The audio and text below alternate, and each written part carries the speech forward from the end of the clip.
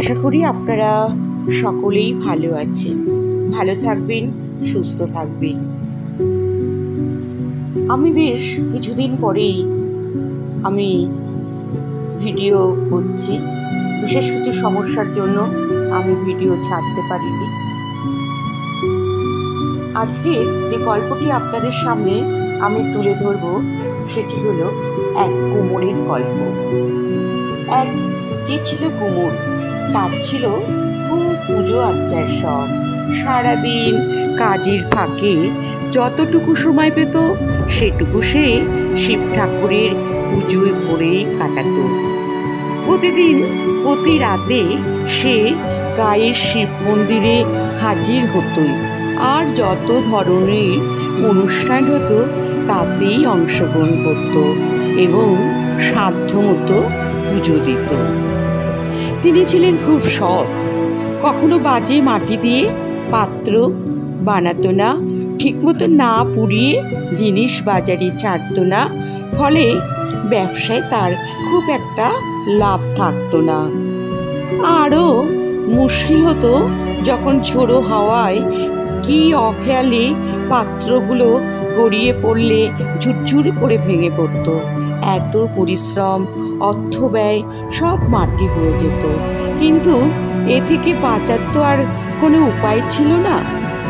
কিন্তু একদিন হলো কি, বিশ্বনাথ কুমোর যখন রাতেই ঘুমাচ্ছে তখন শিব ঠাকুর এসে তাকে স্বপ্নে দেখা দিয়ে বললেন, বল বিশু, তুই কি চাস যে তোর তৈরি পাত্র ভেঙে না যায়?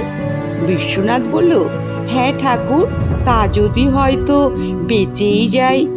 শিব ঠাকুর ফের বললেন, ভালো করে ভেবে বলবি, আমার বরে তোর হাতে করা কোনো পাত্র কোনো দিন ভাঙবি না। তুই চাইলে এই বর পাবি, কিন্তু একবার দিলে এ বর ফেরাতে পারবো না। বিশ্বনাথ বলল, সে কি ঠাকুর, এই বর কেউ ফেরাতে চায়? বলো তো, এখন আমার পাত্র কত বিক্রি হবে? আমার আর দুঃখ কষ্ট থাকবে না। শিব ঠাকুর বললেন, বেশ, তাই হোক। এবার একদিন এক মেলায় সমস্ত পসরা সাজিয়ে বিশু মেলায় বসলো। অন্য সময়ের তুলনায় আজ একটু চড়া দামেই সব জিনিসপত্রের দাম বলল। সবাই বলল, বিশু, এই হাঁড়ি সরার দাম তো এত বেশি নয়, এ তো মাটিতে পড়লেই মট করে ভেঙে পড়বে।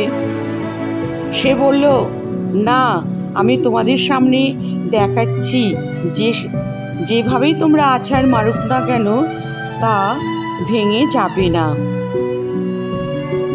সত্যি খরিদ্দাররা দেখলো, তাই তো, যত জোরেই আছাড় মারুক না কেন জিনিসপত্র তো ভাঙছে না। সঙ্গে সঙ্গে বিশুর জিনিসপত্র বিক্রি হয়ে গেল। এমনকি তার কাছ থেকে জিনিসপত্র নেওয়ার জন্য বহু লোক ঠিকানা নিয়ে তার বাড়িতে গেল। বেশ রমরমা ব্যবসা শুরু হলো বিশু।